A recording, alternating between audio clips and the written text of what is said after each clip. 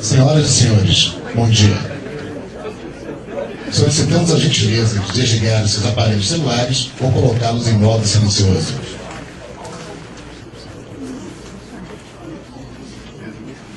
Retomando os trabalhos iniciados no dia de ontem, iremos compor a mesa de número 4 do Diálogos do Conselho de Desenvolvimento Econômico e Social do Distrito Federal.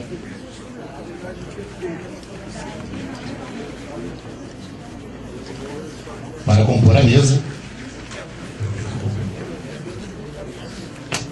e seu mediador, solicita a presença do senhor André João Guilherme, conselheiro do Conselho de Desenvolvimento Econômico e Social do Distrito Federal.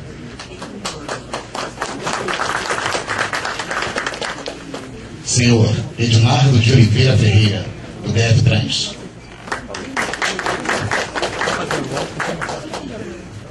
Senhor Paulo César Marques, da Universidade de Brasília, do UNB.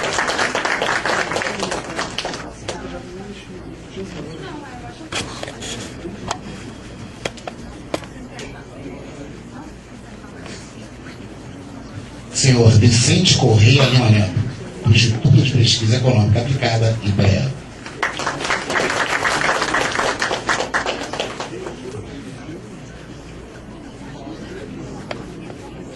E o senhor Diógenes Costa, da Universidade de Campinas, Unicamp.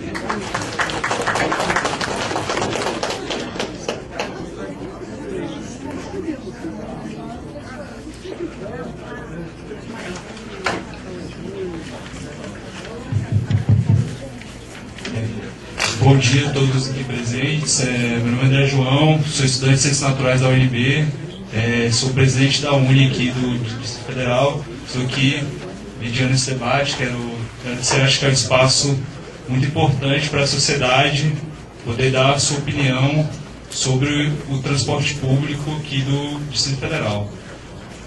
Então a gente vai seguir aqui uma ordem dos palestrantes. Primeiro o palestrante falar vai ser o Ednardo, do DF Trans, depois o professor Paulo César, da UNB, depois o Vicente Correia, do IPEA, depois o senhor Diógenes Costas, da Unicamp.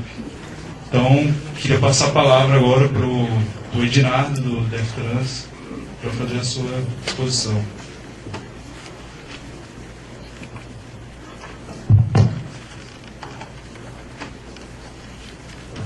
Meu bom dia a todos os presentes.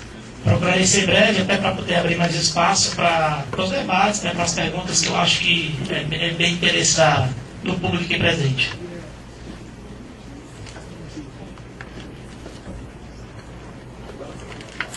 Bem, isso é uma imagem bem só para ilustrativa, é só para mostrar que, na verdade, esse debate sobre que a gente viu aqui, acima de tudo, um debate sobre mobilidade, tá? Eu não vou discorrer sobre esse tema, vou procurar ser mais específico ao que tange transporte público, mas acima de tudo o que a gente tem que discutir é mobilidade, condições de ir e vir das pessoas, tá? Essa imagem mostra que tem vários modos ali, a gente tem a bicicleta, a gente tem um carro, um veículo particular, a gente tem ônibus, a gente tem o pedestre, então a gente tem os calçados, então a gente tem uma série na verdade, de elementos constituintes desse ambiente de mobilidade, tá? A primeira premissa que eu vou adotar é o seguinte: o grande tema é mobilidade. E eu logo de saída, eu vou afirmar aqui, transporte público coletivo, dentro desse cenário de mobilidade, é uma das principais, eu não vou dizer que é a principal alternativa, porque a principal alternativa sempre vai ser o pedestre. Porque não interessa se você vai de carro, avião ou helicóptero, em algum momento você se torna um pedestre. Mas dentro desse cenário de discussão de transporte coletivo, mobilidade comunitária, social, a gente parte do princípio, não vou entrar nesse detalhe, que o transporte público coletivo tem que ser muito valorizado e tem que ser muito investido. Entre fatores que aumentam os custos de transporte público coletivo, eu destaco dois. Um é a especulação imobiliária, que cada vez mais empurra para as áreas periféricas a população, e a questão do uso intensivo de transporte individual. Tá? Dito essas duas afirmações que eu boto como premissa, é interessante que esse tipo de fator exclui cada vez mais as pessoas de acesso a esse ambiente de mobilidade urbana. Tá? Então, quanto mais especulação cresce, quanto mais você tem um problema com o transporte individual, mais a pessoa comum, digamos assim, a pessoa média, vai ser excluída desse ambiente. Então, devido a isso, então, essa remuneração do sistema ela não pode ser limitada à tarifa, exigindo diversas fontes de financiamento. Então, a premissa, que eu não vou explorar tanto, mas só para evitar longas digressões sobre isso, sim, é necessário financiamento no transporte público coletivo. Apenas ele ser remunerado com a própria tarifa paga pelo passageiro é muito complicado. Outras apresentações, que vão ser feitas inclusive nessa mesa aqui, vão falar mais sobre mecanismos de financiamento e outras apresentações já feitas também. Então, por conta disso, eu não vou abordar tanto esse tema, porque eu imagino que vários outros palestrantes já falaram sobre isso. O que se objetiva aqui nessa apresentação é mais agregar o tema tarifa, outros aspectos devem ser considerados. Preço de passagem é um dos fatores dentro desse cenário muito maior. E o tema, obviamente, não será nem deveria ser esgotado aqui. Isso aqui é um ponto de vista de um técnico e de um dos órgãos envolvidos. Tá? A questão de mobilidade envolve diversos outros atores e, obviamente, eu não pretendo esgotar aqui esse assunto. Bem, antes de falar de tarifa, a gente tem que falar do objetivo maior para aquela pessoa, para o cidadão, que é a qualidade de transporte público. Quando você pensa em qualidade de transporte público, você vai ter várias dimensões que as pessoas têm intuitivamente ou já estudaram nas suas cabeças. Um dos fatores é conforto, tá? Segurança, gentileza, distâncias de caminhada, distâncias para sair ou entrar nesse sistema de transporte, o tempo de viagem, informações para que ela possa se deslocar e chegar da melhor maneira no seu destino, questão de higiene, pontualidade. Aqui são só alguns itens que, mesmo que intuitivamente, a pessoa que tem o menor grau de instrução que eu imaginar aqui, ela tem na cabeça dela esses critérios de qualidade. Tá? Mas, obviamente, como está escrito aí, são critérios, digamos, subjetivos. O que é conforto? O que é gentileza? O que é segurança? Então, para nós, poder público, a gente tem que, digamos assim, ter mais métricas, ter mais elementos para poder tentar mensurar e orientar políticas nisso. Porque o que é conforto? O que é pontualidade? Então, a gente tem que começar a criar critérios para poder avaliar esses indicadores. Por exemplo, tá? Vou colocar só dois aqui, só para título de exemplo. Conforto, por exemplo. Eu, como poder público, eu preciso começar a ter metas, começar a ter métricas, começar a ter objetivos para avaliar a qualidade de serviço. Por exemplo, para conforto, eu poderia adotar. Aqui são alguns indicadores, sem mais aprofundamentos, bem clássicos na literatura de transporte. Número de assentos disponíveis por veículo por viagem, quer dizer, quantos assentos tem para as pessoas irem sentadas. Passageiros em pé por metro quadrado. Está muito lotado. Eu estou em pé, mas eu estou aqui confortável. Tempo médio em pé por viagem. Tudo bem, eu estou em pé. Só que eu não estou fazendo uma viagem de 5 minutos nem 10. Estou fazendo uma viagem de 50 a 100. Então, tempo médio em pé por viagem é um indicador também que indica conforto. Porcentagem da frota, por exemplo, com refrigeração do veículo.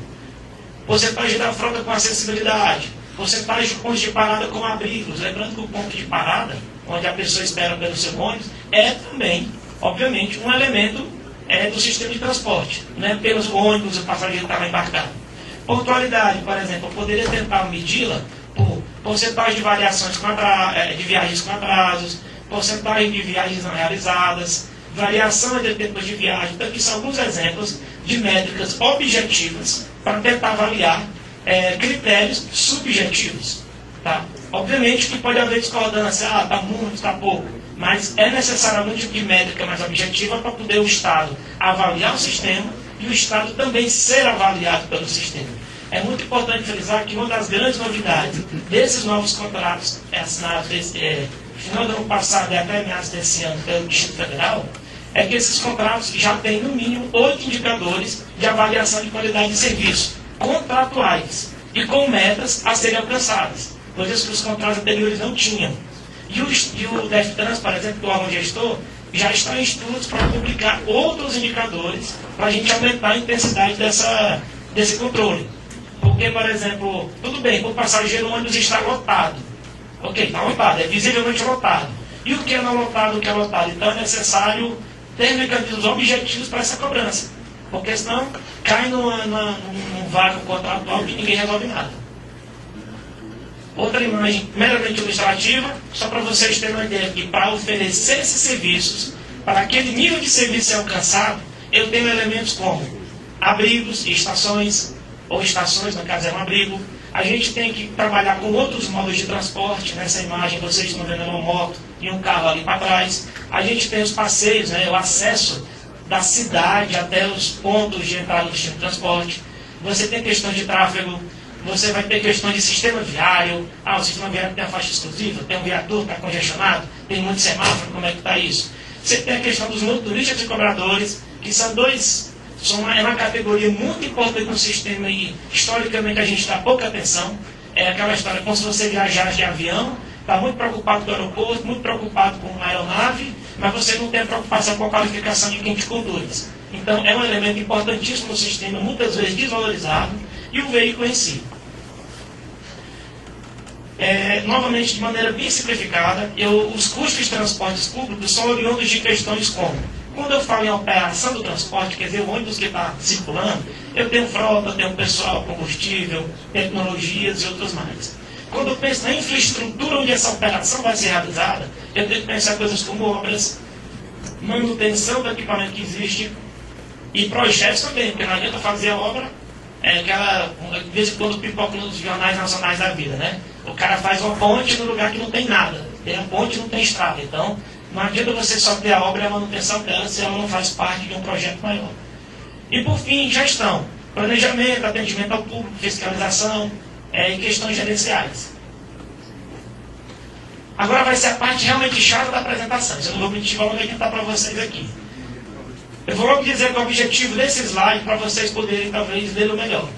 O fato é o seguinte: existem inúmeros componentes e variáveis que vão influenciar no nível de serviço, o custo do sistema, sua remuneração, sua qualidade e tudo mais. E o objetivo desse slide, só para adiantar, é que essas variáveis são todas correlacionadas. Eu não sou economista, isso aqui não é um estudo econômico, né, que talvez o pessoal do IPE possa fazer melhor, mas são uma série de equações simplificadas, claro, a coisa é bem mais complicada que isso, para demonstrar a correlação de inúmeros fatores no transporte público. Primeiro, nível de serviço. Quando você pensa no nível de serviço, que eu falei um pouco sobre isso há pouco, ela é uma função de demanda, capacidade de gestão, infraestrutura disponível e condições de operação. Não adianta eu colocar um monte de estradas maravilhosas, viaduto e pista maravilhosa, se a sua capacidade de gestão é deficiente. Porque aí você vai ter um sistema desregulado ou operando de maneira, sabe-se lá Deus como. Então, mostrar que o nível de serviço é em função de demanda, gestão, infraestrutura e operação. Lembrando que a coisa é um pouco mais aprofundada do que isso, mas o tempo não me permite aprofundar muito. O custo do serviço, acima de tudo, é função do nível de serviço. Pode parecer simplificado, lembrando que... Mas, obviamente que você tem um carro com ar-condicionado, com banco de couro, com motor 2.0, com equipamento eletrônico embarcado, vai ser sempre mais caro do que um carrinho que só tem motor e duas portas. Tá? Então, lembrando, o custo do serviço é relacionado com o nível de serviço que a cidade oferece para a sua população. A demanda, quer dizer, a opção de pessoas que escolhem pelo transporte público, ela é função do nível de serviço. Claro que quanto melhor o nível de serviço, mais atraente fica para a população usar o transporte público. Você tem questões como preços do serviço. Não adianta ter um ônibus com ar-condicionado, com televisão e tudo, mas o preço me expulsa do sistema. Questão de renda, lembrando que, por exemplo, uma pessoa de classe alta, por exemplo, vou pegar uma experiência aqui do Sudoeste, Barra do Sudoeste. Para pessoas que moram no Sudoeste, hoje você tem a linha executiva que sai do bairro até a Esplanada. Perante a renda da pessoa, o custo das pessoas médias que moram ali, o custo da passagem é irrisório. Mas a renda dela é tão alta que para ela não compensa. Então, quanto maior aumenta a renda, menos competitivo fica para dentro do transporte público. E questão de outros modos, né? Você também tem a competição com outros modos, carona, a pé, bicicleta, até o pirata é uma competição que existe, o próprio carro, moto e por aí vai. As receitas tarifárias, elas são função de demanda e preço do serviço. Quanto maior a demanda e maior o preço, né, maior, naturalmente, a receita que eu consigo obter do sistema de transporte. Recursos do serviço. Bem, eu já falei do custo. Esse custo tem que ser coberto com recursos. De onde vem esses recursos? Geralmente ele é função de orçamento público disponível e a receita tarifária. Lembrando que no próprio GDF hoje, o custo do sistema de transporte ele não é coberto apenas pela tarifa. Parte dele hoje é coberta por orçamentos públicos. Quando a gente fala orçamento público, é orçamento que poderia estar indo para outros setores da sociedade. E por fim, tem mais dois, investimento. A capacidade de investimento no sistema ela é derivada de nível de serviço. Quanto melhor o nível de serviço, mais, digamos assim, vontade ou aceitação é investir nele. É aquela história, né? Como tem uma velha frase que fala que você nasce de vela boa para defunto ruim. Se o serviço está muito ruim, é complicado você justificar mais investimento nele. Tá? O custo do sistema vai influenciar no investimento necessário. A receita, os recursos do sistema também são outra variável que vai influenciar no investimento e o apoio da sociedade. Porque, querendo ou não, quando a gente fala de política, a gente não pode só pensar naquela política eleitoral lá, que é o deputado, governador, senador. Quando a gente fala em política, são políticas da polis, política da comunidade. Tá? Por exemplo, hoje, saiu uma pesquisa essa semana que 90% da população é a favor da redução da maioridade penal para 16 anos. Isso não é questão do deputado A ou B, é uma questão de uma ideia política. Só fui dar um exemplo aqui de que há ideias que são da comunidade. Tá? Então, é importante que, para se investir no setor, é importante que haja esse apoio da sociedade, que, no nosso caso, é regime democrático brasileiro, é especialmente representado pelo legislativo. E, por fim, preços do serviço. Tá? E o preço do serviço, ele é a função do investimento existente, do custo do sistema e dos recursos do serviço. Tá? É importante frisar que quando eu falo investimento, é aquelezinho ali escondido no preço do serviço, ali também tem apoio da sociedade como derivado. Por exemplo, as manifestações em junho foram um caso clássico. Economicamente, pelos estudos lá da Hora da Cidade, cabia aumento tarifário, reajuste tarifário para cima. Mas o apoio da sociedade inviabilizou que houve um reajuste no preço do serviço. Então é um exemplo clássico de como o preço do serviço ele não é meramente vinculado a questões econômicas. Há também uma questão de apoio da sociedade, inclusive para aumentar a tarifa. Avaliando em cima dessas equações o Distrito Federal hoje. É muito importante frisar, tá, gente, que o slide anterior, só para relembrar, aquele monte de equação que é complicada, se eu disser que é fácil, eu não estou mentindo. Eu não estarei falando a verdade. É só para mostrar que uma variável acaba alterando todas as variáveis daquele conjunto de equação. Avaliante federal hoje. Nível de serviço é igual a 1. Estou falando hoje, dia 11 de setembro de 2013. Há diversas medidas em curso do governo federal para melhorar. Lembrando que essa situação é uma situação de 20 ou 30 anos de desmantelamento contínuo do sistema de transporte de Brasília. Tá? Além de outras variáveis que aconteceram, mas o fato é que hoje é ruim. Essa coisa é reconhecida pelo próprio Estado, não é uma coisa que o Estado nega. Apesar de várias ações que a gente está implementando, hoje ainda é ruim. O custo do serviço hoje estaria em cerca de 820 milhões de reais. Lembrando, apenas ônibus. Eu não estou colocando aqui infraestrutura, não estou colocando aqui capacidade de gestão e nem estou colocando metrô. Estou colocando estritamente gastos de operação de ônibus. O valor, na verdade, investido pelo governo hoje em transporte é maior do que isso daí. Bem maior. Mas eu vou manter esse valor, que é o valor que eu tenho mais confiança. A demanda atual é 370 milhões de passageiros ano. Ainda apenas ônibus. Receita do serviço. A receita para cobrir aquele custo hoje é dividida assim, cerca de 107 milhões por ano, sem contar isenções fiscais e tributárias. Tá? Isso aqui é meramente injeção direta nos parceiros estudantil e necessidade especial. É cerca de 107 milhões de reais por ano, e receitas advindas de tarifas são cerca de 713 milhões de reais. O preço do serviço hoje está entre de R$ 1,50 a R$ 3,00. Lembrando que há algumas classes de isenção tarifária. Algumas categorias de pessoas não pagam hoje transporte para alguns deslocamentos. E o investimento hoje tem acontecido, lembrando sempre que isso é uma equação muito simplificada, tem acontecido em fortalecimento de gestão, como gestão da própria secretaria, tem havido investimentos na gestão, treinamento, contratação de pessoal, implantação de tecnologia de transporte, que é o tal do ITS, tá? A Inteligente Transporte System, são 6 tecnologias voltadas para a gestão de transporte, investimentos em VRT, duplicação de pista e etc. Tá? Esse é o cenário atual hoje do DF, em cima daquelas equações mostradas anteriormente. Isso aqui é só uma explicaçãozinha, isso eu só fiz uma disciplina de economia, só 2, então eu não sou economista, não vou poder aprofundar muito isso, mas de maneira geral é o seguinte: quando você fala em curto prazo em economia, você está falando o seguinte: em cima daquele monte de variáveis que eu apresentei em 2 slides atrás, eu só vou alterar 1 ou 2. Eu estou em curto prazo, é a minha capacidade de alterar poucas variáveis. A médio prazo é a capacidade que eu tenho de alterar mais variáveis. E a longo prazo é a capacidade que eu tenho de alterar várias variáveis daquela equação. Demanda, receita, infraestrutura, gestão, operação, aquele monte de variáveis que eu já apresentei antes.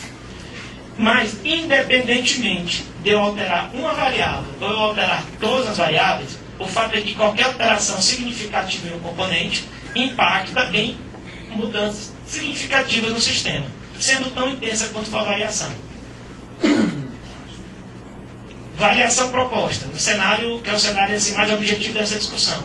Se eu colocasse o preço do serviço a 0 logo próximo disso, quer dizer, uma intensa e rápida de curto prazo. Tá? Curto prazo significa mexer só na tarifa, não mexer nos demais componentes do sistema. Tá? Estou me restringindo a curto prazo a uma forte queda da tarifa. Então eu coloquei 0 como um target, como alvo. A demanda aumentaria sensivelmente, isso é fato. Na hora que eu baixo o preço, a competitividade do serviço aumenta e a demanda aumenta naturalmente. Ela aumentaria sensivelmente. As experiências que eu andei na literatura, que é muito curta, infelizmente eu não tive acesso a muita coisa, mostram que o crescimento que eu vi foi de 2 até 10 vezes na demanda. Agora, claro que esses cenários são diferentes de Brasília. Eu não posso comparar uma cidade de 100 mil habitantes com uma cidade de 2 milhões e meio de habitantes. A dinâmica é diferente. Então, eu não posso dizer nem que vai duplicar, nem que vai ficar igual. Na minha opinião, com certeza aumentaria a demanda. Não sei quanto, mas aumentaria. Esse aumento de demanda acarretaria muito provavelmente uma piora no nível de serviço. Porque, como for uma mudança de curto prazo, eu teria mais passageiros com o atual sistema de transporte que eu tenho, por limitada a expansão da oferta de infraestrutura e operação em curto prazo. Por exemplo, os eixos EPNB, eixo sudoeste, o eixo norte e o eixo sul já estão saturados. Para transporte coletivo, tá? Não estou nem falando para carro, não. Mesmo para o transporte coletivo, eles já estão à beira da saturação. Eles não aguentariam, sem prejudicar sensivelmente o nível de serviço, um aumento na demanda. Então, lembrando que esse é um cenário de curto prazo, apenas mexer na variável preço, sem mexer em outra, sem aumentar a capacidade instalada nem nada. Custo do serviço, haveria algum aumento. Nem tanto porque eu não aumentei a capacidade instalada, nem a capacidade do sistema. Mas haveria sim algum aumento do custo do serviço. O orçamento público, lembrando, não estou falando de receita do sistema, o orçamento público, ele teria que ser injetado para manter a atual situação que está em mais de 713 milhões por ano, que é aquela conta que eu fiz 2 slides atrás, tá? Apenas para manter o que tem aí. E lembrando que seria um serviço degradado, que não daria conta da demanda que apareceria. Tá? Então, seria investir isso por ano para manter o serviço que já é ruim, e a tendência seria piorar, sem mudar, lembrando sempre, outras variáveis. E os investimentos seriam reduzidos, porque esses 700 milhões dele precisa de algum canto. Algum lugar ia perder recurso. Por fim, como último slide, já desculpando aqui, já estou avançando aqui 1 minuto no meu tempo, o que é que eu boto para a discussão aqui? Na minha opinião, mudanças em políticas de transporte exigem ajustes coordenados em diversos componentes, de forma que haja sustentabilidade das medidas tomadas, com melhoria no nível de serviço. Vamos mexer na tarifa? Sim. No primeiro slide de premissa falou que sim, é necessário trabalhar a questão tarifária. Isso aí é consenso, eu acho que hoje em dia ninguém falaria algo diferente. Mas não adianta só mexer na tarifa sem você mexer em outros componentes daquele monte de equação. Se você só mexe na tarifa, você pode ter uma situação, um efeito dominó em várias outras questões ou variáveis do transporte público. Por fim, outro item, é necessário o fortalecimento da capacidade de gestão do transporte. Seja qual for o mecanismo de financiamento, não interessa de onde vem esse dinheiro público, esse recurso da comunidade, para financiar o sistema, ele não é um recurso ilimitado. Eu não posso jogar dinheiro sem controlar. Tá? Por Porque se eu fizer isso, eu posso estar apenas beneficiando a ineficiência do sistema. Eu não posso só dizer, vou arrecadar e pagar, porque é muito tentador para a operação, ela colocar aquele dinheiro ali com um certo desdém, tá? E ser ineficiente. A questão da mobilidade vai além do setor de transportes, tá, gente? Lembrando que isso é mobilidade, né? Esse transporte público. A gente tem que trabalhar com participação popular, coisa que é muito falada aqui, política de uso de solo, prática ambiental, equipamentos urbanos, oferta de serviço, oferta de trabalho, enfim. Temos que discutir a cidade. É bem mais que esse transporte público. Não adianta eu colocar um corredor maravilhoso e eu continuo centralizando empregos e serviços no plano piloto. Eu só estou intensificando as dependências espaciais. E, por fim, o entorno do Distrito Federal também faz parte dessa solução. A gente aqui é um fórum do Distrito Federal, mas a gente não tem como deixar hoje o entorno de fora. Tudo isso que eu apliquei, essa entorno. Hoje não dá para se falar mais de mobilidade no DF e deixar o entorno de fora. Agradeço muito a atenção de todos.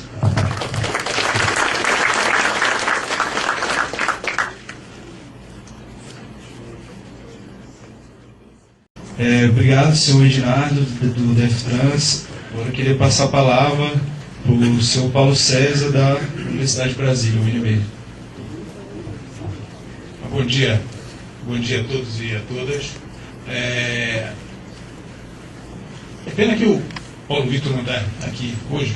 Ontem ele cobrou que a Universidade de Brasília podia colaborar mais, podia estar mais presente no dia a dia do DF, do governo e tal. Essa mesa aqui tem 2 mestres, um deles doutorando pela Universidade de Brasília, um aluno da Universidade de Brasília lá de Planaltina. O companheiro aqui é da Unicamp, não é? Se estivesse aqui era da Universidade de Brasília também, provavelmente. Né? E eu acho que isso é o que a Universidade talvez faça melhor, que é formar os quadros técnicos com, digamos assim, com uma boa dose de visão crítica. Né? Fazer o que se esperaria de uma coisa uniforme e tal, não é bem com a universidade que se faz com consultoria e tal, mas não é bem o que a universidade faz. O que a gente faz é isso mesmo, ter reflexão crítica e formar pessoas. Né? E entrar no debate. Às vezes os governos não gostam muito de chamar a universidade para colaborar, porque o produto pode não ser o que o contratante quer. A universidade sabe fazer muito bem isso, né? De subverter a ordem das coisas. Mas é com muita satisfação que a gente constata isso e que vem para um debate aqui, para uma discussão aqui, com esse compromisso, né, de provocar reflexões e tal. Podemos fazer projetos, podemos e fazemos muitos, mas acho que o melhor papel nosso aqui não seria esse. Se fosse esse, de trazer as soluções e tal, alguma coisa era errada. Alguém estava no lugar errado. Né? A universidade devia ser a gestora da cidade e eu acho que ela não ia fazer bem. Então, cada momento exige a contribuição, e a gente faz a contribuição, dá a contribuição na medida das nossas possibilidades. O que eu preparei hoje, ontem à noite, para falar aqui, já foi uma postura depois do que nós discutimos ontem e tal, e agora mesmo, enquanto está ouvindo aqui o Edinardo, já fiz algumas anotações aqui, porque o debate é isso. Ajuda, porque a gente não precisa falar muita coisa que foi dita, coisas com as quais a gente concorda, né, em relação a vários tópicos que foram já abordados ontem. E outros que a gente não concorda, mas a gente não vai ter tempo de discutir aqui. Então, fica para reflexões que continuam aí. O nosso tema, que é a tarifa zero, o direito à cidade, é essa a discussão. Eu gosto muito desse texto que o geógrafo francês Gabriel Dupuy, é um artigo dele de 1999, que já era atual, não, já era antigo, porque em 99 já falava de uma coisa que vinha do início do século XX, que continua presente hoje. O círculo vicioso que acontece entre a motorização da sociedade e a expansão urbana. As contribuições acontecem assim, uma coisa alimenta a outra. Como a gente tem carro, pressupõe que todo mundo tem carro, a indústria pensa assim, né? ou a equipe econômica do governo pensa assim, que é bom que todo mundo tenha carro, que isso é universalizável, essa é a forma de garantir mobilidade. Com essa possibilidade, a gente pode espalhar a cidade, espalhar os serviços, que todas as distâncias são possíveis de serem vencidas com conforto, com segurança, no tempo e na hora que a gente quer. A cidade vai crescendo dessa forma, e isso alimenta a necessidade de ter carro que seja cada vez mais menor, mais confortável, etc. Então isso é o que o Tipuí falou. Nós saímos do, entre aspas, círculo mágico e entramos nessa relação de dependência do automóvel. A gente depende do automóvel em vez de ser o contrário. Em vez do contrário, do automóvel nos servir, a gente depende do automóvel. E isso significa, na prática, uma segregação do espaço. Né? Dessa forma, essa característica não é uma coisa que vem do automóvel, não, mas se agravou com a presença do automóvel. A distribuição dos serviços, locais de moradia, etc. Então, na cidade obedece a essa incorporação de longas distâncias que precisam ser percorridas por nós todo dia. Todo dia a gente tem que viajar longas distâncias para ir trabalhar, para ir estudar, para fazer compras, etc. E tal. Quem pode, quem tem recursos, opta até por sair. As cidades americanas são muito isso, né? Os subúrbios americanos, as pessoas deixam de conviver na sua local de moradia no centro da cidade e vão para o subúrbio, para o código, Beverly Hills, né? Beleza, quem pode mora lá e tal, e vai à cidade quando precisa, quando não tem jeito. Fora disso, tem a sua vida suburbana no sentido positivo. E a gente aqui dá uma conotação negativa para o que é suburbano. Quem quer morar no centro da cidade, nas áreas centrais, opta por isso, e tem essa possibilidade também. Paga talvez mais caro para morar, mas gasta menos com viagens e tem as suas comodidades. Essa realidade é completamente diferente para outra parcela da população que não pode fazer essa opção. E não tem como morar perto de onde trabalha, de onde estuda, de onde pode consumir, entre aspas, os serviços. Essa população é expulsa das áreas periféricas, vai para lá. E a cidade não pode prescindir delas. Né? Então tem os que vão para longe por opção e os que vão por falta de opção. E a cidade não pode prescindir delas. A cidade vive, depende da presença de todas as pessoas vivendo a cidade, usufruindo da cidade. O professor Aldo Paviani apontou um caminho. Ontem ele falou aqui, na posição de moderador da mesa, mas ele falou dessa visão da descentralização, com a qual nós concordamos. É necessário aproximar os serviços das pessoas, né, diminuir essas distâncias, fazer essa descentralização. É uma coisa positiva. Eu tirei esse texto aqui, não vou ficar lendo aqui não, para não gastar muito tempo, mas é de um artigo que ele publicou ainda no ano passado. E é resultado das pesquisas que ele vem fazendo, que fala um pouco do que o Renato falou aqui, né? Não podemos pensar o Distrito Federal como o único quadradinho aqui, acabou, estamos falando de uma área metropolitana. Então, toda essa área metropolitana precisa ser incorporada e as pessoas que vivem nessa área precisam viver a cidade, viver o que a cidade oferece. Então, é essa a tese do Aldo Paviani, com a qual nós concordamos, mas tem um porém nessa maneira de ver as coisas. Uma é o prazo, que eu falo daqui a pouco. A outra é o que eu falei aqui da descentralização, o aspecto perverso da descentralização. Os centros urbanos, os núcleos que são centrais nas cidades, concentram os serviços, etc., eles vivem os seus momentos de glória, né? Atraindo, os centros surgem, atraem atividades, atraem pessoas, atraem viagens, vão crescendo, o momento de ascensão é esse que ele vai crescendo, vai se desenvolvendo, então vai ficando cada vez mais atrativo.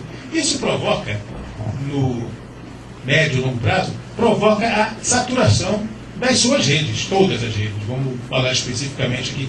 Isso aqui, esse quadro aqui era de uma discussão, numa dissertação, uma tese de doutorado, que discutia os centros, a formação dos centros e o surgimento de novos centros, subcentros, etc. Era essa a discussão. O que acontece é que esse círculozinho que acontece ali no miolo, né? A atração de pessoas, viagens, atividades e tal, valoriza a área, isso alimenta, aumenta a atração, então isso satura todas as redes. O sistema viário é o mais visível, mas satura fornecimento de distribuição de água, coleta de esgoto, energia elétrica, tudo fica saturado. Isso provoca uma decadência dessa área. Né? Ela se esgota se continuar nesse caminho. Em paralelo à decadência desses centros, surgem outros centros, né? Que é o processo de descentralização. O lado positivo é que, com isso, os núcleos que foram sendo criados como cidades de dormitório, às vezes, etc., então, recebem os serviços e acabam virando novos centros. Mas nem sempre quebram a relação quase nunca quebram a relação de dependência com o centro original. Não é?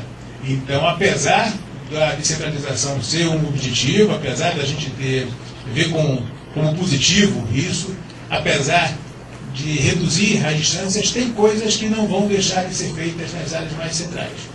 E não é bom que sejam feitas somente, que deixem de ser feitas nas áreas centrais. Né? Não é razoável a gente imaginar que Brasília, que foi criada para ser o centro do poder federal, deixe de depender, o Serviço Público Federal deixe de depender da área central dos ministérios. Não é possível a gente pensar dessa forma. A gente pode ter a população que não trabalha, não vive disso, está certo, mas não pode centralizar tudo. Né? Não é razoável que a área cultural do plano piloto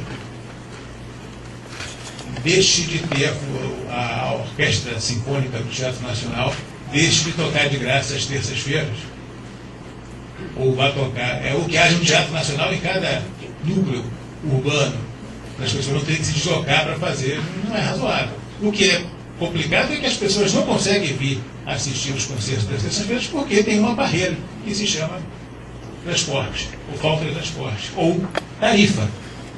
Porque o que é de graça no Teatro Nacional custa caro para as pessoas frequentarem, porque tem que pagar uma tarifa para o transporte. Então esse é o problema das nossas cidades, como elas vivem. A cidade em si não pode presidir, tem um erro aqui no próximo slide, eu vi agora, porque ajustei ontem à noite, as cidades possam presidir, não.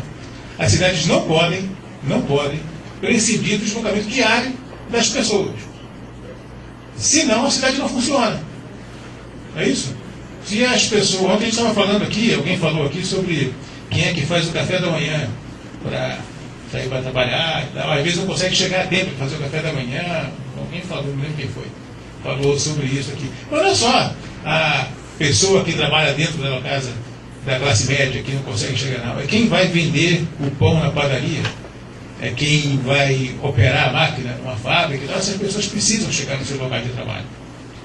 Só transforma um monte. Se a gente não tiver o sistema de transportes que garanta o deslocamento, garanta que as pessoas cheguem nos locais onde vão desenvolver as suas atividades, as pessoas vão perder, vão sofrer com isso. Mas a cidade vai parar, a cidade não vai funcionar. Então, a relação de dependência precisa ser revista. Não são as pessoas em geral que dependem do sistema de transporte funcionando bem, com bom conforto, com boa qualidade e tal. Não é só isso. A cidade precisa disso, senão ela não funciona. Né?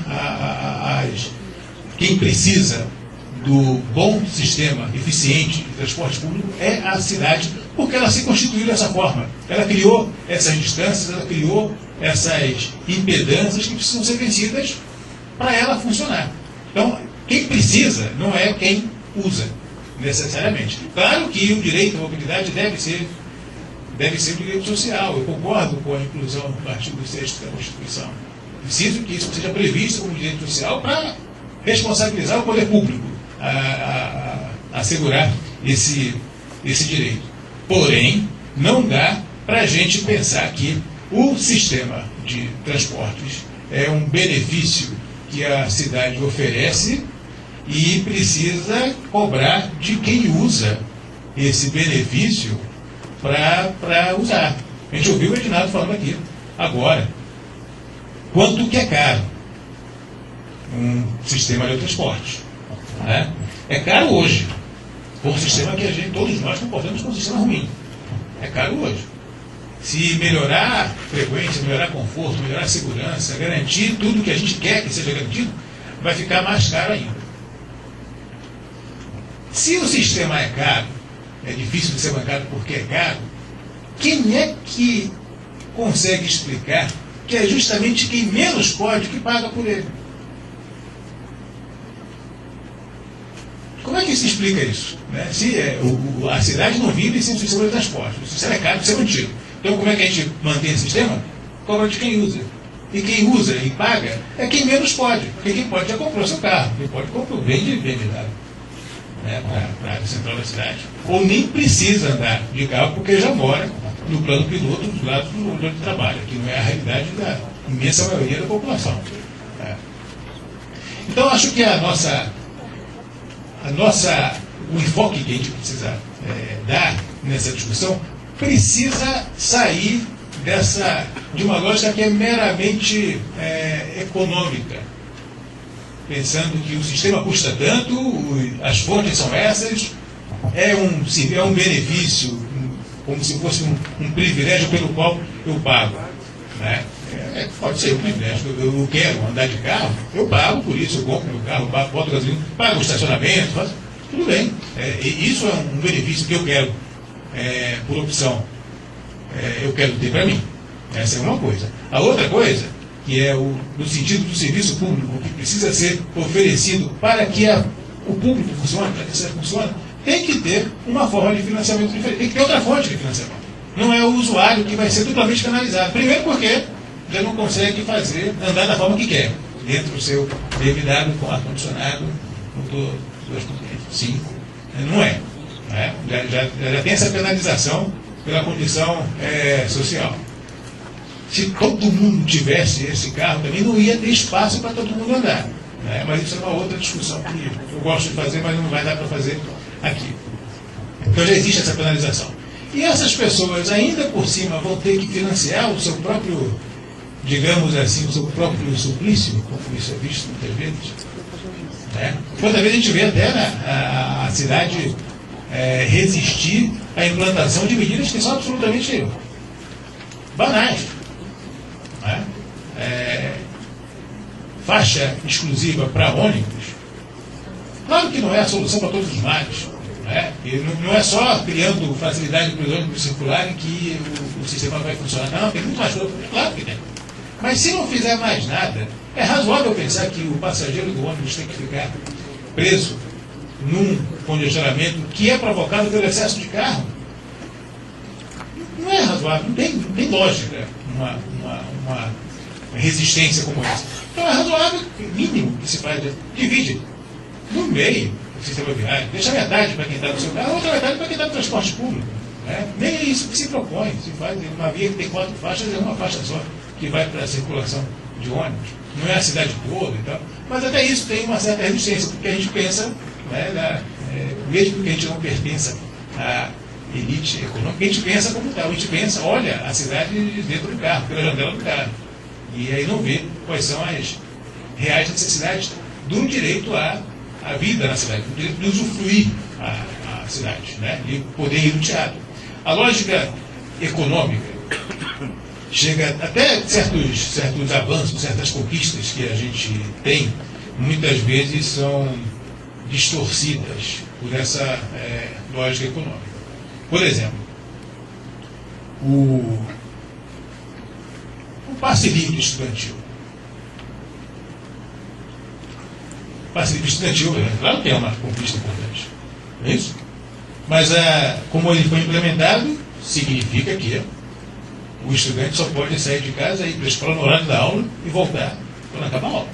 Se ele quiser ir no teatro de noite, o meu filho, que estuda em escola particular e tal, que não usa passe livre e tal, ele tem como ir, ele tem dinheiro para ir, mesmo que o teatro seja de graça, ele pode frequentar a biblioteca e tal, porque ele nem usa esse sistema. Agora, quem precisa tem razoabilidade de ter o acesso à educação restrito, porque o passe livre é só para ir assistir a aula e voltar. Na UNB é uma complicação isso, com os horários que a gente tem na UNB. O deslocamento tem um horário fixo, tem um trajeto fixo. É só aquilo. Né? Mais ou menos como o Vale Transporte. Né? O Vale Transporte também é assim. O que se paga é claro que é uma medida positiva em vários aspectos. Né? Mas a lógica é que o capital está viabilizando a realização da mais-valia. Está viabilizando que as pessoas façam e vendam sua força de trabalho só. Para o resto não tem garantia nenhuma. Então é isso, fecha, essa lógica econômica fecha o sistema de uma maneira utilitarista, né? Apenas para fazer funcionar, reproduzir esse sistema. O direito à cidade, o direito ao que a cidade oferece, a cultura, ao lazer, etc. E tal, isso fica superfluo, como diz, faz parte da reprodução da própria força de trabalho. A gente tem que pensar nos marcos do sistema capitalista. O que eu acho que a gente precisa fazer, se a gente se apropria disso, entende dessa forma, não estou querendo que todo mundo concorde comigo, mas se a gente entende que essa a agenda que a gente precisa superar, eu acho que a gente tem que mudar a agenda política. Temos que sair da discussão sobre a pergunta é possível implantar a tarifa zero? Eu acho que isso a gente pode pular essa pergunta e começar a perguntar como é que a gente implanta a tarifa zero? Como é que a gente remove essa barreira que existe para a imensa maioria das pessoas, barreira ao acesso ao que a cidade oferece, a vida plena na cidade? Sair do ou não é possível? É possível. A gente viu Agudos ontem. Não significa que todo mundo vai fazer da mesma forma que Agudos fez. Mas se Agudos faz, por que outras? Claro que vai ter dimensões, escalas diferentes, então não pode fazer. Agora tem que ver como é que a gente vai implantar do ponto de vista econômico, do ponto de vista político, do ponto de vista institucional, etc. Para fechar, porque o tempo já acabou. Concordo, assim como acho que a faixa exclusiva para ônibus não é a solução do transporte, não tem uma parte, mas não é a tarifa zero não é a solução do transporte. Para implantar qualquer, exatamente falar aqui, né? Qualquer mudança naqueles parâmetros que foram listados aqui e tal, significa repensar, rever o sistema, em alguma medida no curto prazo, outras por longo prazo, tal. Tudo isso é verdade, eu concordo. Tarifa zero para ser implantado vai ter esse combo aí, vai implicar em várias mudanças. O que não acho correto é que as pessoas tenham que esperar todas essas mudanças acontecerem para aí deixarem de pagar. Eu acho que a gente pode fazer implantar já a tarifa zero. O governo federal, excelente essa iniciativa aqui, eu acho que pode materializar já com essa iniciativa. Implanta a tarifa zero. Porque aí, todo o esforço que vai ser feito para planejar como vai ser o sistema, vai planejar o sistema para essa realidade. O usuário, o passageiro não paga a tarifa. A sociedade paga o sistema que todo mundo pode usar. Então, isso passa a ser uma realidade. Aí a gente vai começar a pensar, a planejar, viabilizar o sistema sob com essa condição. E não o contrário. Primeiro a gente conserta tudo, depois que está a casa arrumada, agora vamos mudar a forma de financiamento. Aí mexe na casa toda de novo. Meio, para quem é engenheiro, sabe que primeiro a gente cuida do acabamento para depois mexer na estrutura. Não dá certo. É isso por hora. Depois a gente conversa mais no debate. Obrigado.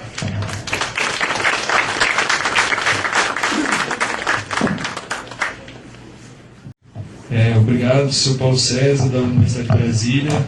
Agora eu gostaria de passar a palavra para o Sr. Vicente, do IPEA. Bom dia a todos. Bem, o ponto da apresentação vai ser um pouco da continuidade do que foi apresentado, para não ficar uma overdose de pé, como vocês tiveram duas apresentações de colegas ontem. Um tratou sobre a nota técnica número 2, que foi mais focado em fontes de financiamento de transporte, o outro, transporte como direito social, vinculado a um regime especial de tributação. Tá? A apresentação minha, vou focar um pouco mais nas alternativas extratarifárias de custeio ao sistema de transporte. Pode passar. Tá, lembrando que, a partir de fazer rapidamente um diagnóstico geral do sistema, como ele chegou a esse quadro que está atualmente, tentando sempre fazer a ponte com o que o Edinardo falou, que o professor Paulo César falou. Acho que o professor Paulo César colocou um ponto muito importante, que é a questão da mobilidade como direito à cidade. Tá? Mas que cidade? Que cidade nós estamos construindo? Em que medida que isso ainda mudar? Tá? Vou apenas comentar, já de agora, para que eu não trabalho muito, não trato muito isso da apresentação, é que realmente assim, o modelo atual, inclusive um modelo fomentado por investimentos públicos, está levando ao espraiamento maior da cidade. Tá? Se eu pego a distribuição espacial do programa Minha Casa Minha Vida, em função, como o Renato falou, da especulação, que é um dos principais componentes do aumento do custo do sistema no curto prazo, eu estou levando gente que usa o sistema para áreas que não têm cobertura. Tá? E nessa lógica, eu estou sempre aumentando o custo, porque eu estou tendo que aumentar o custo variável em relação à área, assim, levar o serviço para cada vez mais longe para ter uma demanda que, de certa maneira, já estava sendo atendida dentro da cidade. Tá? Em função do quê? Porque essa pessoa faz parte do déficit, e o déficit entra na conta em função que ela mora em coabitação, tá? Muitas vezes mora com a família, são 2, 3 famílias na mesma residência, então ela mora mais perto, mas mora precariamente. E o modelo que está sendo feito hoje, em termos de programa habitacional, não está dando solução para trazer essa população para morar mais próximo das atividades de emprego existentes. Então, é uma questão assim, de descentralização da habitação, centralização de emprego, investimento público federal, colocando dinheiro no sistema que está hoje custeado pela tarifa, fadado a um serviço de baixa qualidade. Tá? Então, com relação ao financiamento da operação, o financiamento tem 2 tópicos. Tem uma questão do financiamento da operação, que hoje é exclusivamente feito pela tarifa, em muitos casos. Em pouquíssimos casos, o governo, via orçamento, entra com algum aporte para fechar o rombo. E o custeio de infraestrutura. Tá? E entra aqui você vai fazer, tipo, aí não tchá. Mas ela reflete necessidade de apoio geralmente ou então dentro do orçamento geral reduz a necessidade de assestamento também tarifa. Você não tem um quadro em relação à tarifa. Porque dentro dos textos que eu olho para que trouxe ontem, que o custo da tarifa praticamente é um simplificando do sistema e a redução dos passageiros e a passageiro para os pagantes, tá? Eu desde 1997 desde uma vez correndo uma redução da velocidade de passageiros muito não. Essa quebra de lei P7 para eu basicamente até as empresas o dia de parar de renda hoje precisa eles estão importantes para os funcionários.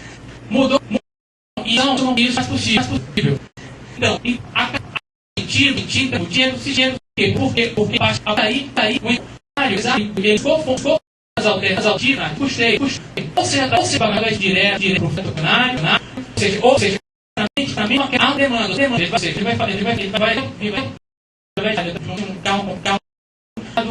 virar, outros que não estavam, que não tem o sistema de transporte popular recuperado e parece que não era. Que as feiras, em 2022, nós estamos pagando níveis de passagem de 690.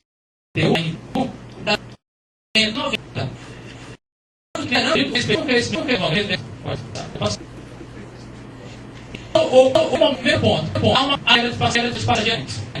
Há dos custos que compõem a moradia,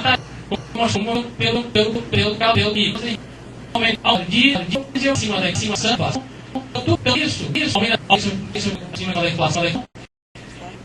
Então, isso contribui ainda para a quantidade de sistema e constantemente aumenta da preço.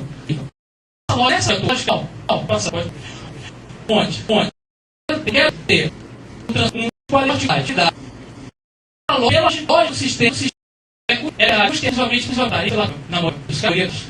A humanidade da qualidade de serviço, mantém o custo. Tanto que essa composição da tarifária parte parte dos custos fixos, toda a relação de manutenção desse. Então, eu quero dar um exemplo aqui, colocar um que é custa por 1 milhão, tá? Tem 50 mil veículos de valor. Pressão no veículo, não, tá? Você vai ser pela todo mundo que o tema, e todos os sistemas entra essa acho que da loja é peça, tá? Sem realmente não tem ativo para você, então sem qualidade, tá? Das países pode passar. E nessa de emaranhar de atores, porque fazer a tua cidade. Eu tenho gratuidade reduzida pelos. Tem gratuidade dante, passaporte. E desse quadro mostra um pouco que é a distribuição da cidade por parte dos estados. Ou seja, você tem uma unidade com cidade só por basização da asfalto estadual, o grupo pega hoje para entrar em grupos em grupo. E de acordo com a coordenação geral, ele a gente quer uma tira, e não é isso. Então, para política, acaba fazendo política com recurso. O tema do sistema transparente para fora. Mas, então, por exemplo, se a exigência para uma questão de atendimento idoso, com mais 35 que é funcional, a aposentadoria carente, também. Então, assim, é o grupo de distribuição com relação a duas transição de quatro completamente diversos. E tratar bastante prática. Eu vou dar gratuidade. Eu vou dar. Vou dar gratuidade para quem e como. Então, dentro da questão do passo do livro, se está bem dentro do passo do livro, agora é ou não, ou passar para convidar. Tá. Mas primeiro tem que ser feito, isso é um estilo da corrupção, dos comerciais, de jogar. Primeiro coisa política do Estado. Educação política do Estado. Hoje, ou não tem que estar. Então, garantir o direito social é o primeiro passo. Tá? E que a transporte do transporte, um pouco até chegar no momento será para os outros, é o processo de construção dos que está partindo aqui. Então, por exemplo, com dados IPTU, o custo para você, se você básico funcional, o custo do custo da unidade de alimentos para o sistema qual parâmetros nacionais, esses cidades, seria dividido. Esse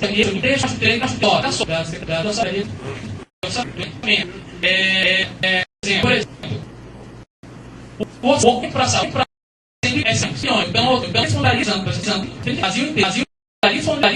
para locativos tarifas zero. Para a população da cidade, transporte, aumentar o centro dentro do orçamento federal da saúde. Mais ou menos por cento da educação. Os PAC, seria 6% tá? Você ir para o programa de construção do CNI, seria 80. Tá? Mas, olha, para garantir a mobilidade para dar todo a mobilidade de custeio, tem um aumento federal dentro dessa parada. Isso as partes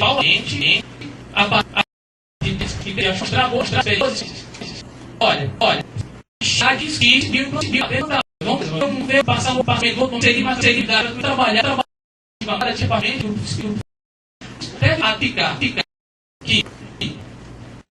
a qualidade de nacionalizar os exames e eu acho que não meta. Vamos ser entregados, mas ganho vale. Incremento da parte da que eu tiver de fazer ganho. E um outro ninguém discute. Não está vendo? Do pau, já vai ver o todo investimento em transporte e de operação pode em redução competitiva. Então, por exemplo, a maior parte do parque, verifica a operação da operação na custo da operação ali no estado do pai. Eu tinha que colocar nessa equação para verificar um impacto. Os 50 milhões do pai, cidade, mobilidade, corte, e investimentos pontuais, em gratuidade, de pacotes, além de montação. Então, é muito bem básico do equipamento. Universidades, passar já para total, ou e a priorização, esse é um pouco mais frente, acho que não nesse sentido, acho que é consumado, tá? Aí isso não sistema de transportabilidade. Tem que ser público e extratários para auxiliar o sistema. Sempre mais fácil do canal o azul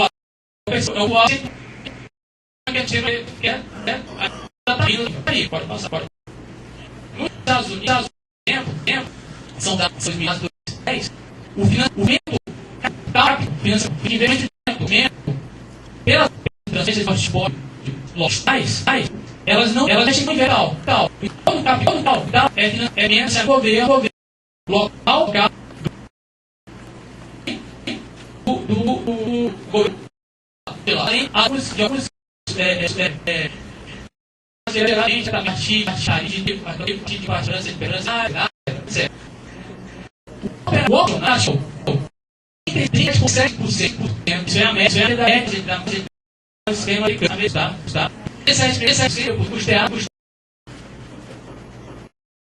locais. Desde 3,5 do total dos total já ficou aqui mais dos 14 milhões, tá? Aproximadamente também 90% é importante. O restante é justamente no momento que o faz um pouco faz uma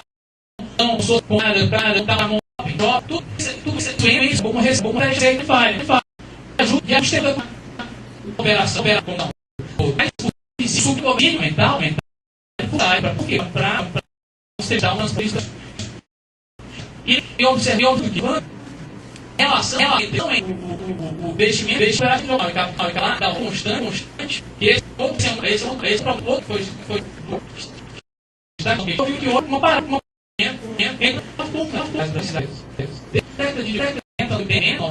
primeiro curso o mais flutuou tá? Então a gente ainda tem eu acho que responder se passar então essa relação do investimento constante também tem sido declinado ao longo do tempo e da qualidade dos Estados Unidos é 50% da reserva nacional que o governo coloca 50% está colocando para este nível no campo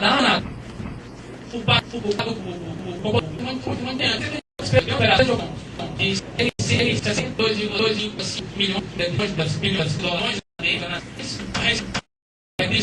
assim, tá? O investimento mais ou menos a idade, mais um pouco mais que a idade da perfeição. Então, a idade o riscado virado. Pode passar. E essa interessante, um pouquinho, acho que caramba de respaldo para essa capacidade. Ou seja, ganha os usuários locais vão regar com atividade. Mas por que o governo coloca a questão que é social? Porque ele sabe que o transporte é a origem da economia. Por exemplo, cada lugar que é um gasto para um gasto de transporte capital, ele parte de um tá? Em cada um bi de gastos em operação que gera economia no PIB. Então, é um transporte, um negócio que gera um papo. Isso pode abrir mais esses dois coisas. Você coloca ele porque é bom, tá? Ele coloca porque ele sabe que tem essa realidade econômica que garante a estabilidade econômica no longo prazo. Agora, tem pouco não das assim, básica para investimento é um sabe de fontes, tá? Até a década desse 2005, que tinha sistemamento financeiro internacional e entra recursos da União hoje é fundo mais baixo com essa luta de fecha. O poder estadual, tem um metropolitano e o por ser interessante. Um outro ponto que existia no que ele tinha um condicionante de subsídio a cadeia do trânsito mais forte e conseguia pular de imposto do emprego. Só que o que acontece? Nada. Não, na casa é racídio. Então, acho que é o caso de aumento da arrecadação para a redução de custo do transporte. Você tem muito porque aumentar o imposto na produto, tá? Que é uma ideia pode trocar de você taxar o transporte a partir da paridade do uso do custo. Reverter isso político alto grande para o custo tem que ser o custo é cada elevado dentro de acentuar desse recurso que o transporte público já tem tarifa. Então, assim, também de um lado, do outro, que eu compõe com o CA. Tá? Outra ponta que utilizamos exatamente fundos de infraestrutura, além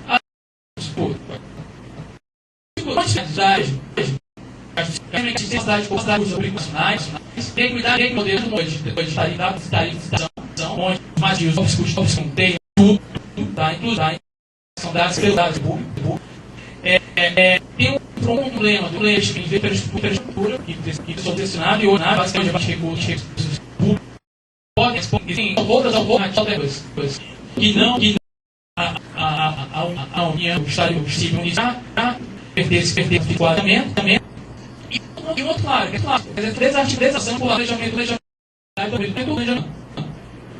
E eles nem seguido pelo público da União. Por exemplo, o município tem planos de ainda é correndo dentro do Estatuto das Sociedades, que era 500 anos, desses e você era o recurso a partir dos que tem esse território não tem planos, acaba tendo uma investimento maior a verificação de que vão ser desenvolvidos que não tem. Ou seja, como planejamento faz bem outra coisa, não se presta concurso. Então, não lá, diretriz de regulamento, diretriz de governo, prevê a expansão da situação e a qual então, qual é esse quadro por resumir no método 2, eu tenho foco da financiamento seria possível. Só geralmente, inclusive mais Esse é um ponto, expressão, quando mas por mais quando as boas pode botar o que mais nossa, então assim, a tarifa da pensa por uma que está revendo a questão da quebra de poder para não eles já não é mais dados. E planos vinculados ao lado disso, por depender que já custa colar e dar discípulos que fazem tem os órgãos posso vídeo taxas sobre onde havia nada urbano taxa na taxa privada momento da taxa da IPTU em estacionamento privado em área política pública de estacionamento para hoje a dica das além de incidentes se produziram como receita tem atividade você pegar o exemplo para introdução deve licença por sua receita da sua sucesso do tempo de operação ele sem falar total se total nos bloqueios milhões seguem certinho de porções por exemplo ação de chuvação ação luz veículo de ação o público de uma estrutura mais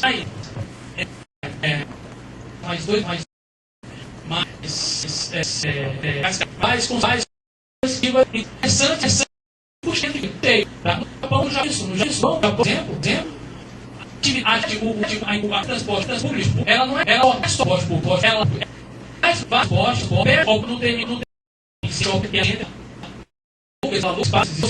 passa lucro desse lucro também ela faz é toda uma cadeirada alta porque dá longo para longo e oferece socialidade.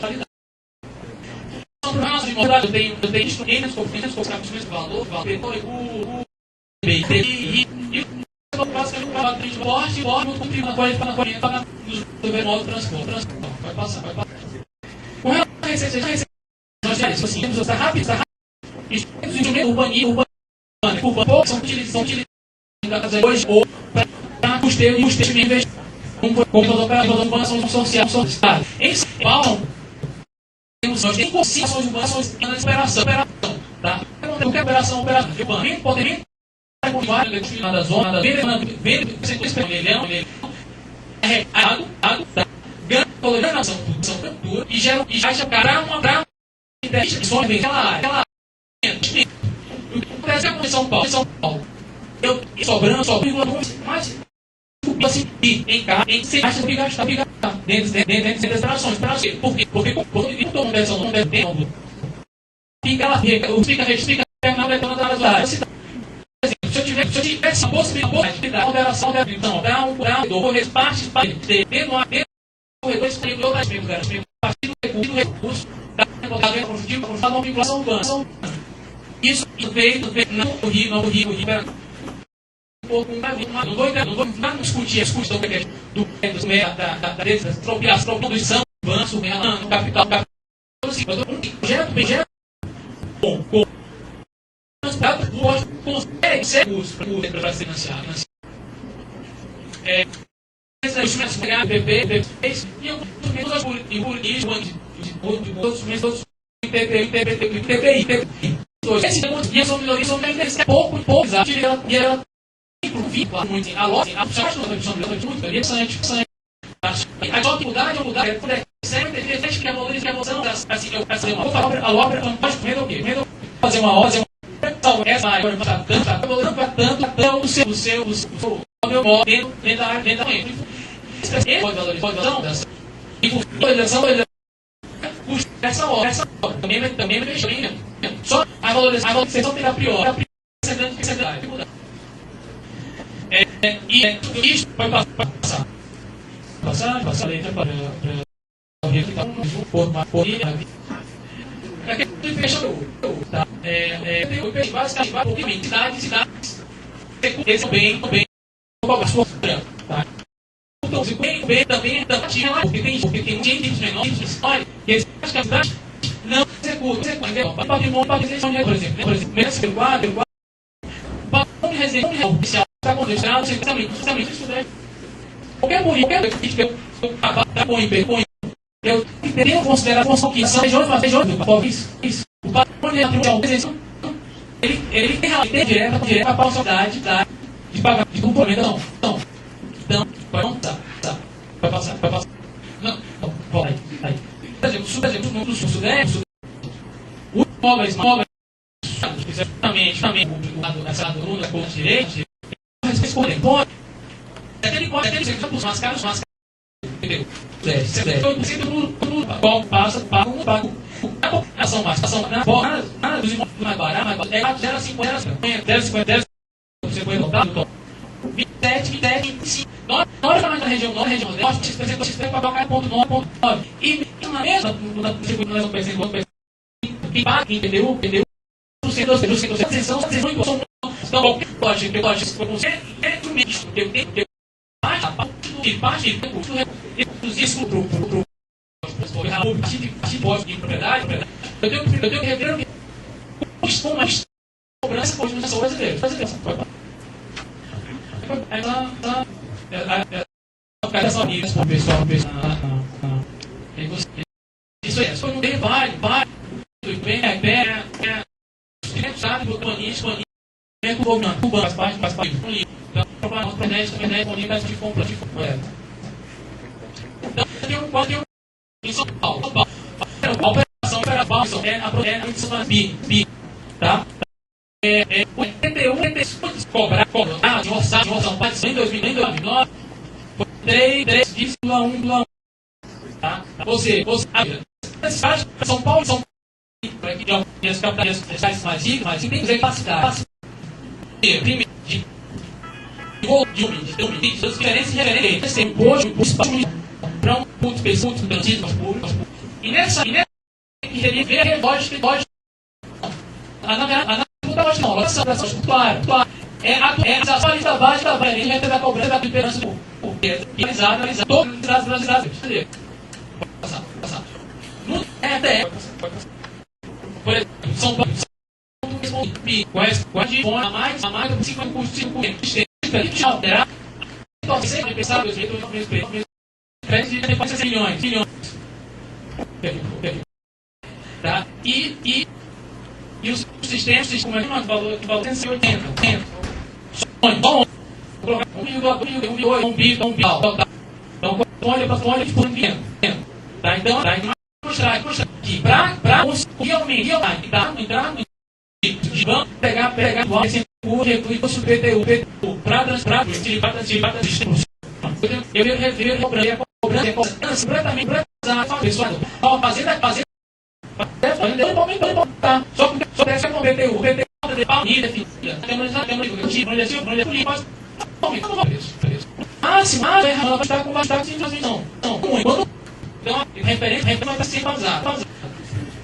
Que eu sou dando esses imóveis, que no federal, corresponde a quase que metade, acho que fazendo para os 2 milhões do Brasil, quase a metade de todo o patrimônio federal, metade tipo TBI, tem muitas então, sim, tem essa alternativa, a integrito de um PI é colocar com sempre. Aí você consegue um regional, está o que ele diz aí que você garantir da gratuidade. Não, estabilidade. Por exemplo, em 1%, em 2, onde cobrar, aumentar para dentro, eu consigo custa 300 milhões. Tá? Então, por esse indo, pode tudo. Assim, eu acho que tem que procurar alternativa, temos que parar com a humildade. Vai passar? Eu falei que a produção de aula, tem uma aula para 148 milhões. Assim, já pedindo uma ação andado. Mas o financiamento tem um foco, textura, adotar, sempre a gente coloca como responsabilidade do mas se não busca os pontos ativos, tem que procurar o ponto alternativa, o tempo. Poder de licença livre no Brasil, não maioria dos casos, acho que é um ponto passivo, deve ser. Só que buscar uma alternativa para o seja senão uma social, uma política universal, tá? O órgão que é a cabeça associativa dos alternativos. Eu acho que a alternativa basta o segmentivo é a proposta da proposta. E o ministro, mas nós temos meios para experimentos já justos de intervenção em graça pouco, e aprendendo, fazer. Tá? Desculpa. Esse ideia tem passar. Obrigado, seu Vitinho, Leia, essa palavra para o seu Diógenes Costa, da Unicamp. Bom dia a todos. Fiquei muito feliz em receber o convite para participar desses temas. E muito do que eu pretendia falar já foi dito pelos demais companheiros na mesa de ontem, em particular o professor Gregório, desculpe. Mas, de qualquer forma, eu vou usar a minha prerrogativa de ser professor, eu vou ser didático, tentar ser didático e focar de forma bastante simplificada o tema. O tema que me coube seria a tarifa zero em grande cidade, né? Então, é uma coisa bastante complexa, como nós podemos ver aqui, e precisamos entender o que são grandes cidades no nosso país, né? De acordo com o IBGE, a NTP, alguns critérios são utilizados para definir grandes cidades, e elas são aquelas com mais de 500 mil habitantes, e em outros contextos são aquelas acima de 1 milhão de habitantes. Então, para que nós tenhamos um parâmetro de comparação, né, na Europa, por exemplo, as grandes cidades são aquelas entre 200 e 500 mil habitantes, depende do país até. Lógico que nós temos algumas capitais, como Londres, Paris, Madrid, que extrapolam muito. Essas são consideradas as médias cidades. No Brasil também isso ocorre, por isso que a questão de tarifa zero para as grandes cidades brasileiras, vamos pensar nas cidades com acima de 500 mil, seria algo bastante complexo e eu não me atreveria a fazer afirmações. Sim, constatar algumas circunstâncias e variáveis que talvez possam contribuir para, digo, a médio e longo prazo, procurar-se uma alternativa para a tarifa zero em todo o país, né? Então, primeiro slide, por favor. Tarifa, né? O que é a tarifa? A tarifa, na verdade, é o preço de um serviço que é público, né? Então, a gente tem a tarifa de água, esgoto, e no nosso caso, o transporte público, né? E a tarifa do transporte público, ele é fixado pelo Poder Executivo de cada cidade, paga pelo passageiro pela prestação desses serviços, né? E o transporte é de interesse público, né? O resultado do custo vai ser dividido pela quantidade de passageiros que pagam essa tarifa. Então, como já foi abordado aqui, as pessoas pagantes, eles pagam também pelas gratuidades, né? Os idosos, os deficientes, os estudantes. Realmente é um sistema perverso, né? Mas é dessa forma que o poder público encontra para poder fazer funcionar minimamente o sistema de transportes. Ela é fixada também para que haja um equilíbrio econômico-financeiro nos contratos de concessão e permissão, né? Agora, muito dessa caixa preta é que nós não conseguimos decifrar, né, claramente. E, por ideologia, ela deveria ser módica, né? pensando na capacidade econômica de cada usuário do sistema. Próximo, por favor. Bom, como é que é feito hoje o cálculo da tarifa nos municípios? De uma forma geral, foi adotada a cartilha do GEIPOT, antigo Grupo Executivo de Integração da Política de Transportes, antigo, né, GEIPOT. Depois foi transformado em Empresa Brasileira de Planejamento de Transportes e hoje o GEIPOT está extinto. Mas essa planilha continua sendo a cartilha, né, para os municípios, e o que causa espanto é que muitos dos municípios não liberam os dados relativos à fixação dessa planilha. E é o direito de todo cidadão ter acesso a essa planilha, né? Há tentativas de atualização, modificação de variáveis, enfim. Muitas teses já ocorreram aí de mestrado, doutorado, a gente tem até uma lá dentro da Unicamp, propondo alternativas para a fixação dessa tarifa. Mas ela é muito complexa para o entendimento das prefeituras, das pequenas prefeituras. Falta capacitação técnica. Aqui ontem o colega do Tiago Gutos teve coragem de falar, né?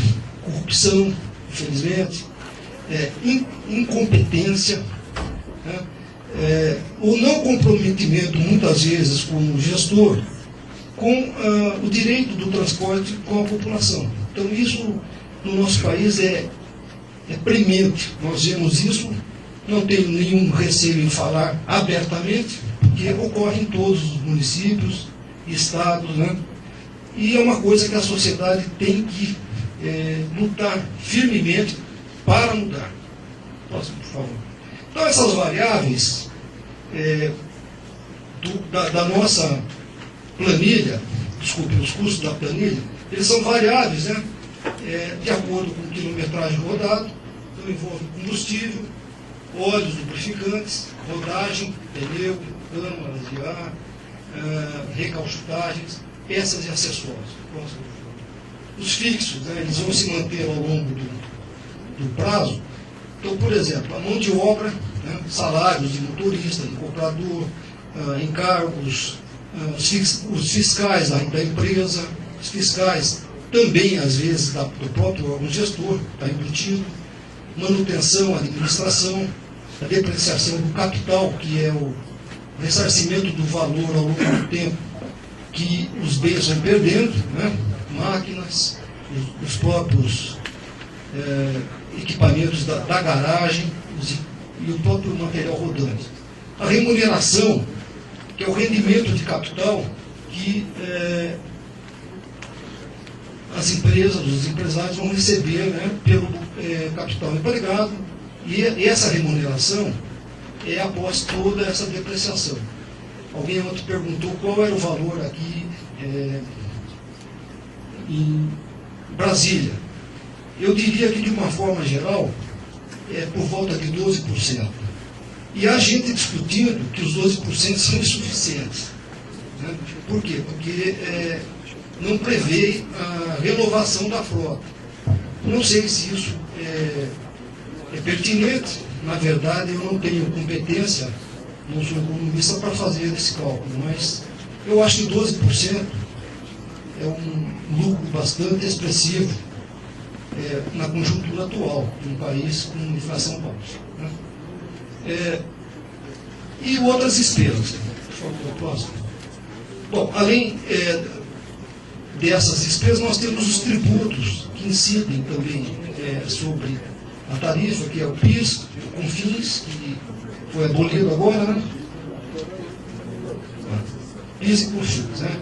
Já houve um alívio de qualquer forma, mas quem está assumindo isso é o poder público.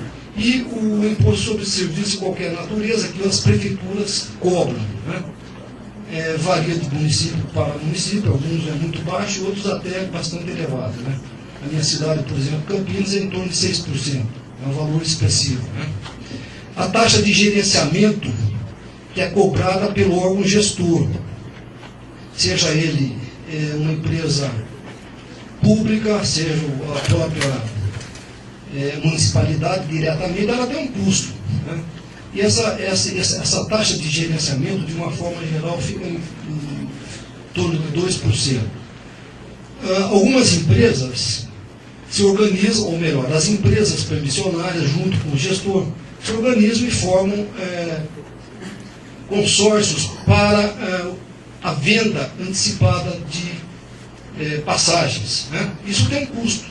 Você tem que cadastrar o usuário, você tem que adquirir os bilhetes, né? A bilhetagem eletrônica, enfim, isso também é ressarcido em cima do valor da tarifa. Isso varia até 10% em alguns casos, né? Estudei um pouquinho da bilhetagem eletrônica e aparentemente ela seria um meio mais barato de diminuir o custo, mas na verdade pode subir, né? E gratuidades, como nós já vimos falar. Bom, quando a gente pensa nos deslocamentos, a gente tem 3 principais motivos, né? Eu não vou abordar os particulares, de saúde, etc., turismo. Em geral, a gente tem o trabalho, a escola, o lazer. São os 3 grandes motivos de deslocamento das pessoas. O trabalho responde por 65% nas grandes cidades, né? A escola 30%, né, bastante significativo, e o lazer apenas 5%. Então, em cima desses dados, ou melhor, dessa constatação, nós podemos dizer que o transporte é o meio da produção. Se não houver o transporte, eu não tenho produção nenhuma, nem de lazer, nem de trabalho, nem de escola, nem um aspecto social e econômico, né?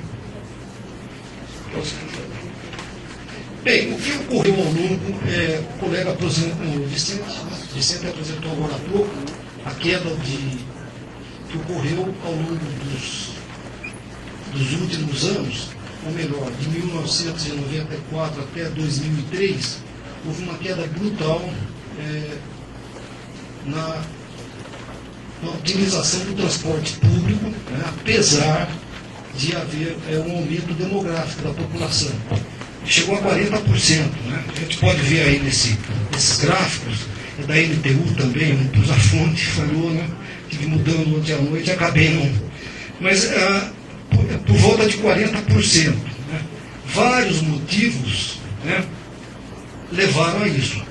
Um deles é o bandido do automóvel, que eu vou fazer algumas considerações aqui rapidamente, discordando de alguns colegas também, né? No gráfico seguinte, por favor, também se constata, né, que de 94 o IPK era de 2,45 e em 2010 passou para 1,66. Está havendo uma pequena estabilização, está sendo mantido um padrão, né, por volta do ano 2006, 2007. É uma tendência, mas é muito baixo, né, em função do crescimento da população. Posso, por favor? Bom, esse gráfico aqui é do metrô de São Paulo. Parece velho, mas eu fui checar a atualização dele e ele se mantém, né, de 1987, é da pesquisa Origem e Destino. Uma pessoa gasta em média 2 segundos para acessar o automóvel, 3,1 para acessar o táxi, 13,2 para o ônibus, 13,7 ao trem e 19,8 para o metrô.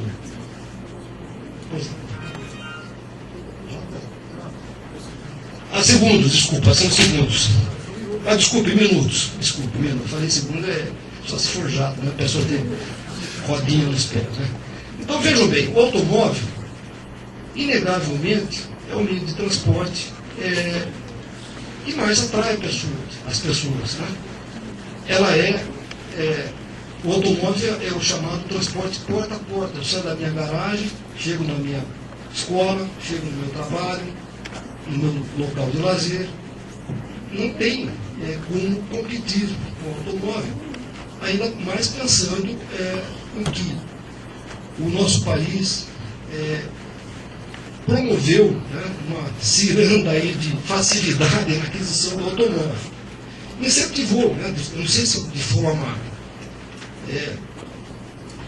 até irresponsável, eu diria, né? Por quê? Porque nós deixamos de, por exemplo, tirar IPI de remédios, de outros produtos alimentícios e vão facilitar o uso do automóvel. Esse fenômeno automóvel é novo na nossa sociedade. Você vai falar, não, o automóvel tem 100 anos, tudo bem, mas para o brasileiro é um fenômeno novo. É algo que as pessoas desejam, efetivamente, e está claro que é o meio mais rápido de transporte se ele tiver liberdade de locomoção. Por outro lado, a facilidade também de se consumir de forma desenfreada o combustível, até de certa forma incentivado, eu ouvi algumas declarações aí que me deixaram perplexo, né? Eu não vou nem comentar aqui, leva a população a criar o mito do automóvel, ou o ídolo do automóvel, como sendo a solução de todos os problemas, né? Ele traz, logicamente, poluição, evasão de divisas, porque nós queimamos combustível desnecessário, ocupação de 1,3 pessoas por automóvel. Ele ocupa quase que totalmente o sistema viário, né, restando muito pouco para os demais modais de transporte. É muito injusto realmente. Porém, nós não podemos agora, de sopetão, querer penalizar o cidadão que adquiriu o transporte nessa inclusão toda. Existia uma demanda muito reprimida do automóvel. Essa demanda está sendo gradativamente satisfeita. Eu creio que muito em breve vai haver uma estabilização na venda do automóvel, não vai ser essa loucura mais, né? As pessoas vão atingir a demanda. E aí sim, cabe a nós, gestores, incentivarmos o uso do transporte coletivo, mas oferecendo qualidade. Se não houver qualidade, e qualidade se traduz por conforto, frequência, né? O pessoal já apresentou alguns índices. E não é só o transporte sobre ônibus, só sobre pneus, ônibus. Nós temos que pensar no sistema trilhos.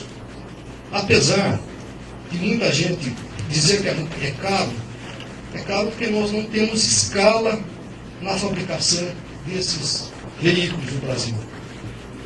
Se nós pensarmos na durabilidade de um ônibus, 10 anos, um VLT, um tramway, dura 40. Os trólebus duram 30. Enfim, nós temos alternativas ao transporte de pneus que consomem no Brasil praticamente o diesel. É muito poluente, né? Além da gente ter aí o desconforto pela falta de liberdade nas vias. Se nós tirássemos hoje 30% dos automóveis, a velocidade operacional dos ônibus subiria para 50%. 50% a mais. Bom, a tarifa zero, por favor. Então, já está. Seria a tarifa que nós temos que pagar para o poder público, através de impostos, né, alguma forma de arrecadar. Eu não sei como fazer isso. A primeira tentativa, o professor Gregório já apontou, decreto, lei, projeto de lei 342 da prefeita Luísa Erundina, que eu trouxe aqui, depois disponibilizo para vocês. Acho que todo mundo pode acessar também facilmente na internet. Próximo, por favor. Aqui no Brasil, as cidades que eu consegui levantar, além de Agudos, né, nós temos aí Utiritaba, São Paulo, já é mais antigo ainda, de 98, 16 mil habitantes. Não sei como é que é feito o subsídio. Paulínia é totalmente subsidiada pela prefeitura. Foi implantado agora, há meses, 2 meses, logo após a manifestação. Só que Paulínia é um município muito rico. Ela tem a refinaria de petróleo, a Replan, e é uma prefeitura que paga para os seus funcionários, 13º, 14º e mais prêmios, né? Porque ela é muito rica, sobra dinheiro efetivamente, então fica fora do contexto, ela tem sobra do orçamento. E no mundo todo, posso, por favor? Eu consegui levantar algumas cidades, por exemplo, Rassel, na Bélgica, 70 mil, Sydney, 4.500, mas não são todas linhas gratuitas, são as linhas circulares, né? Na China, nós temos Shangling, com 620 mil habitantes, aí poderíamos dizer que é uma cidade já do padrão brasileiro grande, né? Shanxi, que é 320 mil. Temos várias cidades nos Estados Unidos na faixa de 50 a 200, 300 mil habitantes, sendo a maior delas Baltimore, né? Com 600 mil. E uma bem recente, agora em 2013, Tallinn, na Estônia, com 430 mil, totalmente subsidiada, só que a prefeitura adotou a tarifa zero porque ela queria tirar efetivamente os veículos das vias, né? E eles têm 4 linhas de VLT, tramway, ônibus e um pequeno metrô funcionando, totalmente integrado. Em seguida, a gente tem uma lista aí, onde já foi implantado, nós temos vários países, os Estados Unidos lideram em números, estes dados podem estar desatualizados, mas facilmente vocês podem achar na internet. Bom, então, em cima da proposta, o que a gente pode criar? Eu imaginei que nós podemos criar o SUT, chamei de SUT, Sistema Único de Transporte Público, né? À semelhança do SUS. À semelhança do SUS. Como implantar? Né? Tem alguns requisitos. Primeiro, nós teríamos que ter conselhos de transporte, né, em todas as esferas, federal, estadual, municipal, a criação de planos diretores de transporte, a rede básica de transporte de cada município, dotar os municípios de infraestrutura, porque não adianta pôr ônibus se não tiver essa infraestrutura, né, tem que colocar os metrôs, capacitação e os recursos. Para que ocorra isso, eu lancei mão de uma figura aí da NTP, as políticas urbanas. Precisa haver planejamento urbano, o planejamento de transporte e o planejamento da circulação, trânsito, todos conjugados, todos integrados, porque senão não adianta só aplicar em transportes. Nós temos que verificar as demais áreas. Então, no planejamento urbano, por exemplo, Curitiba, o que foi feito? Gabaritos mais altos junto ao longo dos eixos, prédios altos de apartamentos, né? E depois um decréscimo de gabarito nas vias paralelas.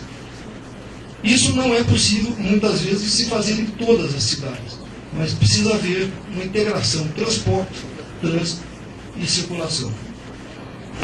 Eu estive também, por favor, o próximo, em Rouen, França, só para citar o que tem lá. Lá nós temos o verdadeiro BRT, é um ônibus movido a hidrogênio, as pistas são exclusivas, o pavimento é pintado de vermelho, ou melhor, o pavimento já é vermelho e tem umas linhas guias. E por incrível que pareça, lá funcionam com a mesma operadora os dois sistemas, o tramway, que é o VLT, e o BRT. Fui saber por quê. Porque em algumas regiões da comuna de Rouen, que tem 140 mil habitantes, né, 113 mil habitantes, e a comuna toda 560 mil, existem regiões mais montanhosas. Então aí o BRT funciona integrado com o VLT. Mas a preferência, na França, de uma forma geral, são os sistemas sobre trilhos. Esse veículo é totalmente automatizado, ele tem um sistema de linhas guias, tem uma tecnologia embarcada a bordo, e ele para efetivamente nos pontos a menos de 5 centímetros do meio-fio. Isso eu constatei com fotografias, se alguém depois tiver interesse. Quando ele se aproxima da estação, o condutor liga o sistema, a velocidade, a direção é controlada automaticamente por um sistema embarcado, como vocês estão vendo aí na ilustração. No Brasil,